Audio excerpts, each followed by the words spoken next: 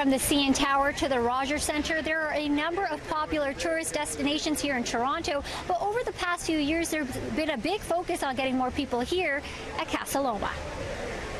It's our last day in Toronto with my family, and we decided to come to see Casa Loma. It's the first time here.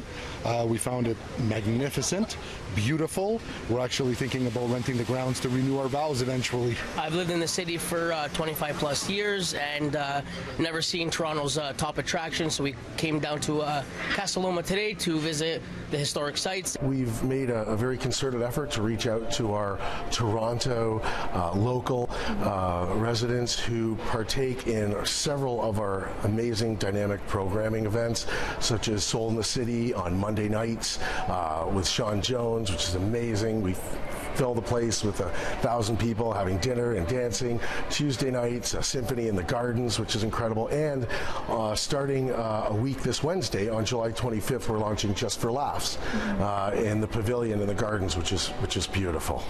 The Blue Blood Steakhouse has proven popular among Torontonians. Even Drake celebrated his birthday at the castle. But a longtime tour guide says under the new operation, he's also seen more efforts in bringing the castle back to its former glory in the past 4 years than years past. The wine cellar has a really cool story too. Well, like most of the building, the wine cellar was never finished, and when I started here, this had become a staff room. About 10 years ago, they decided to put drywall, so you couldn't even see this ever been a wine cellar. Well, the week that Liberty came in, the two owners, I had them showing them around. I said, you know, you take off the drywall, you're going to see the original wine cellar. And they said, well, we need a wine cellar. We're opening a restaurant. So this is the first time in 100 years the wine cellar's ever been finished. We've been doing events inside since the 1950s, but you know, we were kind of a bit hamstrung with just having that space.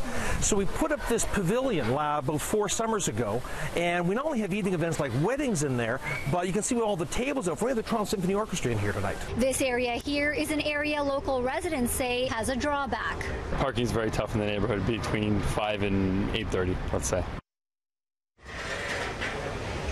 The city says they receive $2 million per year from Liberty Entertainment Group, the company that operates Casa Loma, and a portion of that fund goes towards maintaining the 104-year-old building.